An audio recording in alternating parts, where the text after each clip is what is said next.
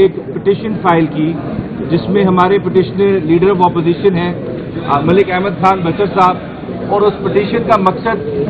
پاکستان تحریک انصاف کے کوئی رائٹس نہیں تھے، بلکہ اس ملک کی عوام، خاص کر اس صوبے کی عوام کا جو پیسہ ہے، جو ٹیکس پیئر کا پیسہ ہے، اس کا جس طرح ضیاع کیا جا رہا ہے، اس کو ہم نے چیلنج کیا ہے لاہور ہائی کورٹ میں، جس کو جسٹس فاروق حیدر صاحب نے آج انیشل ہیئرنگ کر کے اس پہ نوٹسز ایشو کر دیے ہیں۔ اور یہ میں ساتھ بتاتا چلوں، باقی بات بچر صاحب خود کریں گے، کہ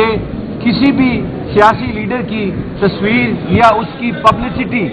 حکومتی پیسے سے جو عوام کا فنڈ ہے کرنا غیر آئینی، غیر قانونی کام ہے۔ سپریم کورٹ 2018 میں اور سپریم کورٹ 2022 میں یہ ججمنٹ دے چکی ہے کہ کسی بھی سیاسی لیڈر کی یا افسر کی تصویر جو ہے آپ حکومتی پیسوں کے کو استعمال کر کے اس کی مشہوری یا اس کی پبلسٹی نہیں کر سکتے۔ لیکن یہاں پنجاب میں کیا ہو رہا ہے، آپ نے دیکھا 26 فروری کو ایک اشتہار چھپتا ہے ملک کے 48 اخباروں میں، جس میں 60 صفحوں کا ایک پبلسٹی سٹنٹ ہوتا ہے۔ اس کے اندر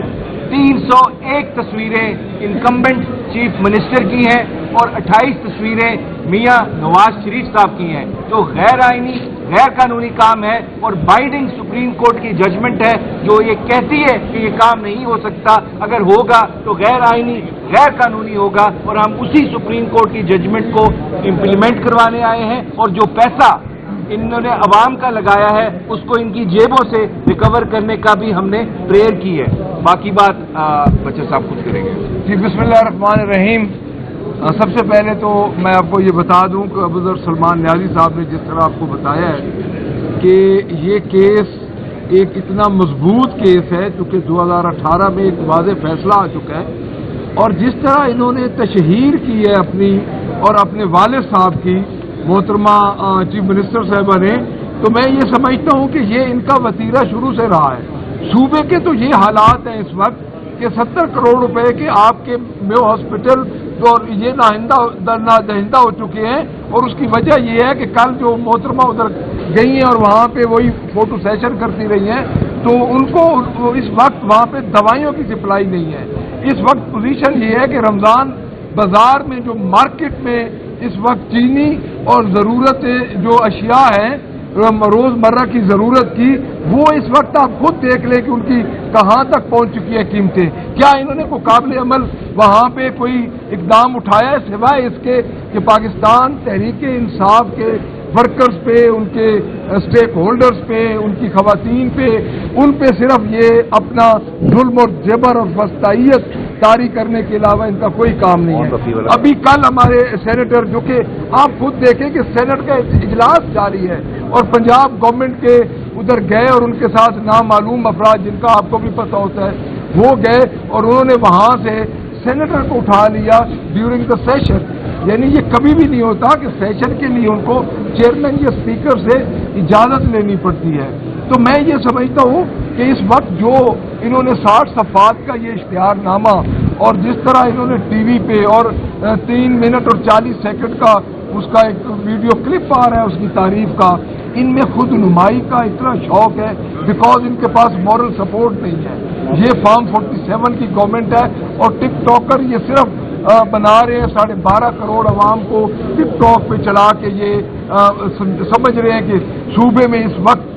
امن و امان ہے۔ آپ دیکھ لیں یہ منصور علی خان صاحب گئے مال روڈ اور ہال روڈ پہ 3 دن پہلے، ہفتہ پہلے انہوں نے ایک پروگرام کیا، وہاں پہ مہنگائی کی کیا حالت ہے۔ ورلڈ بینک کی رپورٹ کے مطابق 7% مہنگائی انکریز ہوئی ہے۔ اسی ہائی کورٹ کے سامنے آپ کے ایڈوکیٹ جنرل پنجاب نے جو رپورٹ پیش کی اس کے مطابق 5% کرمنل ریٹ بڑھے ہیں، اور ہر 15 منٹ بعد جو خواتین کو ریڈ لائن یہ کہتی تھی یہ چیف منسٹر، ہر 15 منٹ بعد، یہ میں اپنے پاس سے نہیں کہہ رہا، یہ میں آپ کو بتا دوں یہی یہ رپورٹ پیش ہوئی ہے، ہر 15 منٹ بعد ایک خاتون سے زیادتی ہو رہی ہے، بچوں کے اور خواتین کے ریپس کے کیسز بڑھے ہیں۔ آپ کیسے کہہ سکتے ہیں کہ اس ملک میں اس صوبے میں امن و امان ہے؟ چچا بھتیجی کی گورنمنٹ آئی، تیسری نسل جا رہی ہے، اور میں یہ سمجھتا ہوں کہ اس وقت انہوں نے جس طرح یہ اشتہارات اور انہوں نے خود نمائی کا سلسلہ شروع کیا ہے، डिफेंस और गुलबर्ग जैसे पोश एरियाज में इन्होंने लगाए हुए हैं, पेनोफ्लेक्सेस लगाए हुए हैं, बिल बोर्ड्स लगाए हुए हैं। सुथरा पंजाब 3 अरब 80 करोड़ रुपए का इन्होंने सुथरा पंजाब को कचरा पंजाब बना दिया है। आपके निजी टीवी चैनल की रिपोर्ट के मुताबिक वहाँ पे कुछ नहीं हो रहा, सिर्फ ब्यूरोक्रेसी को पैसा खाने और अपनी कमीशन खाने के लिए। तो मैं ये समझता हूँ कि सबसे बड़ा जो पीका एक्ट और डिफेमेशन का केस है वो इन्हीं पे बनता है, क्योंकि झूठ तो ये बोल रहे हैं और झूठ बोल रहे हैं मेन स्टेक होल्डर अवाम के साथ, क्योंकि ये मुल्क किसका है, इस जो पैसा है उसका मालिक कौन है, उसकी मालिक ये अवाम है, ये हमारा पैसा है, आपका पैसा है। इसको ये अपनी तस्वीरों पे और अपनी खुद नुमाई पे नहीं ये ज़ाया कर सकते। हम इंशाअल्लाह ताला इस केस को परसू करेंगे और कल जो वाक़या डयाला जेल में हुआ मैं उसकी वजाहत करना भी ज़रूरी समझता हूँ कि कल उधर हमें बुलाया गया और अदालत की तरफ से मुकम्मल तौर पर श्योरेंस दी गई, सुप्रिंटेंडेंट जेल ने अदालत को दी कि ये मुलाकात होगी, लेकिन हमें कल फिर नहीं मिलने दिया गया। देखिए ये किस तरह कह सकते हैं कि अवाम हमारे साथ है। एक कैदी, एक सिंगल लार्जेस्ट पार्टी का सरबराह जो अंदर बैठे हैं, जिन पे नाजायज मुकदमात हैं, जिनकी बेगम पे नाजायज मुकदमात हैं, उनको मिलने के लिए 5 बंदों को ये मिलने नहीं देते पॉलिटिकल लोगों को, तो इनके अंदर एक खौफ है जो एक शख्स अंदर बैठा है। मैं ये समझता हूँ कि ये दिन जल्दी कटने वाले हैं, लेकिन एक बात मैं आपको बता दूँ, इंशाअल्लाह ताला जब बारी आएगी तो ये सब जेल की सुलाखों के पीछे होंगे। Thank you. अच्छा सर, ये बताइएगा कि जिस तरह आपने कहा है कि महंगाई आसमानों से बातें कर रही है, शुमार और हारों के ताजर हो रही हैं, तो ये बताइएगा कि पीटीआई अपोजिशन जो जमात है वो इसके बाद कोई सत्ता पे आ रही है, कोई बड़ा काम करने जा रहे हैं? देखिए जी, बात ये है, पाकिस्तान तहरीक इंसाफ वाहिद जमात है, अगर आप हिस्ट्री निकाल के देख लें, जो 2 साल से एहतजाज में और हर वक्त एहतजाज में खड़ी, आज भी हम एहतजाज में खड़ी। तो मैं ये समझता हूँ कि ईद के बाद एक बड़ा फैसला होने जा रहा है, इसमें तो कोई शक नहीं। अब ग्रैंड अलायंस हमारा बन रहा है, तो मेरे ख्याल में ईद के बाद एक बहुत बड़ा एहतजाज की तरफ जाएंगे, क्योंकि ये इस मुल्क की ज़रूरत है और उस एहतजाज का जो एजेंडा है वो इस मुल्क में रूल ऑफ लॉ की जो मुकम्मल तौर पे हाकमियत है वो का। Thank you very much.